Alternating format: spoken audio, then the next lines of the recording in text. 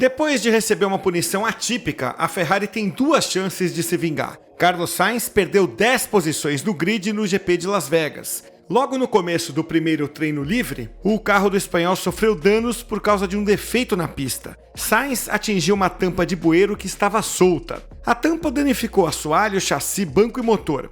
A Ferrari teve que trocar a bateria, que é uma das peças de reposição do motor. Com isso, ele excedeu o limite anual de uso desse componente e perdeu 10 posições. Até os comissários sabiam que era uma pena dura demais. Eles reconheceram que o dano foi causado por circunstâncias externas e incomuns, e admitiram que teriam dispensado a punição se houvesse alguma maneira legítima de fazer isso. Houve solidariedade a Sainz e críticas às regras, aos oficiais e às possíveis motivações políticas dos adversários da Ferrari. A pergunta é, por que essa punição precisou ser aplicada? Ela não poderia ter sido descartada por se tratar de uma circunstância tão atípica?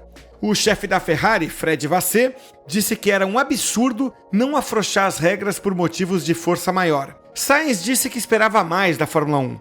E até o ex-companheiro de equipe dele, o Max Verstappen, pediu mudanças no regulamento, apesar de ele ganhar uma posição no grid, o que representou uma chance mais clara de vitória. Verstappen também afirmou que as equipes não têm voz nessas questões e, se tivessem, vetariam isso. Sobre as declarações de Verstappen, Sainz disse ser uma questão de negócios. Para o espanhol, tem muito dinheiro envolvido entre os construtores para uma equipe deixar de pedir uma punição para ele. Ambos os pilotos estavam veladamente insinuando que o principal rival da Ferrari no campeonato, a Mercedes, impediu que os comissários ajudassem de alguma maneira. A gente vai falar já já de como a Ferrari pode se vingar da Mercedes, e também a gente vai explorar uma possível revanche que a Ferrari pode buscar. Mas primeiro a gente vai entender mais a fundo essa questão toda, porque as equipes não podem, como o Sainz disse, pedir uma punição. Apesar da sugestão de interferência dos rivais, não houve votação, formal nem informal, sobre se Sainz deveria ser penalizado ou não. A influência da Mercedes ou de outra equipe teria sido indireta. Elas não tinham como impedir que os comissários livrassem Sainz de uma punição. Porém, a ameaça de a decisão ser contestada, isso sim, seria um fator real. A Mercedes poderia dizer, vou contestar a decisão, ou então os comissários poderiam ficar atentos a essa possibilidade. Quando as questões são controversas, os comissários pensam no que aconteceria se a decisão fosse contestada. Abrir uma exceção inédita se encaixa exatamente nesse caso. Então eles têm que garantir que o raciocínio adotado seja robusto. Eles pensam em qual seria o grau de confiança na decisão tomada caso a questão escalasse para o Tribunal Internacional de Apelação. Nesse caso, a única forma de livrar Sainz seria citar uma força maior, o que a Ferrari achou que foi absurdo não considerar. O Código Desportivo Internacional define como força maior um evento imprevisível, inevitável e externo. Dizer que o que houve em Las Vegas não foi imprevisível nem externo seria tolice. Mas, ainda que seja uma interpretação dura, talvez não tenha sido inevitável. Mesmo que a Ferrari e Sainz não pudessem ter feito nada a respeito, era evitável. Sim, a tampa nunca deveria ter se soltado, mas lembre que havia uma bandeira amarela naquele trecho. A Ferrari argumenta que isso significa que a FIA devia saber que tinha um problema na pista. Ela poderia ter intercedido mais cedo com a bandeira vermelha. Porém, sob bandeira amarela, um piloto é obrigado a reduzir a velocidade, não ultrapassar e estar preparado para mudar de direção, porque tem um perigo na pista. Ok, nós achamos essa interpretação injusta, mas o fato é que ela abre a possibilidade de os advogados argumentarem que o incidente poderia ter sido evitado ou mitigado por Sainz e pela Ferrari. É por isso que muita gente, não apenas da Ferrari, como Verstappen, por exemplo, disse que as regras têm que mudar. Verstappen ainda está ressentido com a punição que ele acabou tomando em 2021, depois de perder um motor na batida com Lewis Hamilton em Silverstone. Então, ele tem as próprias razões para defender esse ponto de vista. Mas se houvesse um jeito sensato de tratar esse tipo de situação, nós seríamos completamente a favor. É claro que Sainz deu muito azar. Teoricamente, seria ótimo aplicar o bom senso em situações como essa. O problema é que a competitividade concorre com o bom senso na Fórmula 1. Se a força maior fosse aplicada nesse caso, um precedente seria aberto. As equipes começariam a fazer lobby para que ela fosse aplicada em outras circunstâncias. Aí ficaria muito difícil para os comissários determinarem quais os limites da aplicação da força maior. Sainz e a Ferrari ainda estavam amargurados com a punição depois da prova.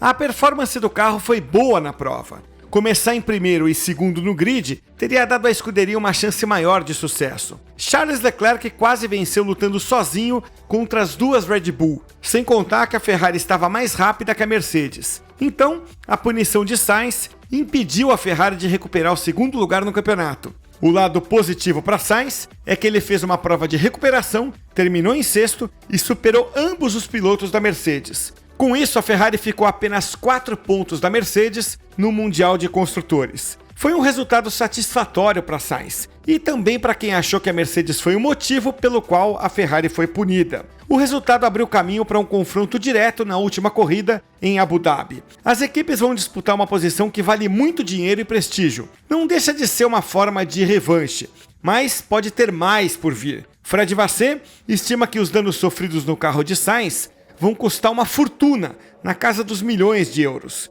Isso vai consumir o orçamento limitado da Ferrari para o ano. Ok, as equipes deixam uma reserva de dinheiro para danos provocados por acidentes, mas ela vai ter que apertar as contas nesse fim de temporada porque tem custos extras envolvidos. A Ferrari não pôde reparar o chassi e vai precisar levar um chassi reserva novo para Abu Dhabi. Isso sem contar os custos relacionados às várias peças que foram substituídas e a quaisquer outros itens de reserva que agora precisam ser reabastecidos. A Ferrari pode reivindicar uma compensação financeira. 2 casos recentes de carros sofrendo danos por falhas na superfície da pista servem como precedentes. Em 2019, o circuito de Baku teve que reembolsar Williams depois que George Russell atingiu uma tampa de bueiro solta. E a Haas ganhou uma compensação no circuito de Sepang, quando o mesmo aconteceu com Romain Grosjean na Malásia em 2017. A Ferrari vai levar o assunto até os organizadores do GP de Las Vegas, que na verdade são a própria Fórmula 1, já que o detentor dos direitos comerciais é também o promotor do evento nesse caso. A perda de 10 posições de Sainz no grid foi a punição mais comentada em Las Vegas, mas não foi a única que gerou controvérsia. Houve mais casos que servem para contestar penalidades que são inadequadas para o propósito da Fórmula 1. Verstappen, por exemplo, recebeu 5 segundos de punição pela manobra sobre Leclerc no início do GP. Ele forçou a Ferrari para fora da pista ao assumir a liderança. Recentemente, falamos aqui na The Race sobre como os pilotos estão abusando de punição de 5 segundos. Às vezes fazem uma manobra irregular, sabendo que ela vai trazer um benefício maior do que os 5 segundos que vão perder com a punição.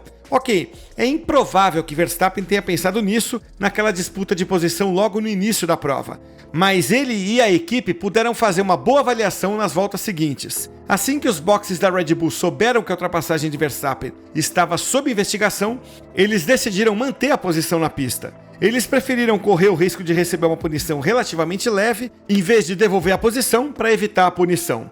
Não tem nada de errado com essa decisão da Red Bull. Ela sabia que manter Verstappen na frente era o caminho mais seguro. Além disso, ela manteria o holandês no ar limpo, o que ajudaria na gestão dos pneus. É por isso que Verstappen também ficou tranquilo quando foi informado sobre a punição. Ele disse à Red Bull para cumprimentar os comissários. O problema está nas regras. Elas permitem que o transgressor decida o curso da ação antes que as punições sejam aplicadas. Por causa disso, eles podem escolher fazer aquilo que calculam que terá um menor impacto na corrida, o que reduz um pouco o poder de ação dos comissários. Esse é apenas um dos aspectos em que os 5 segundos falham como punição.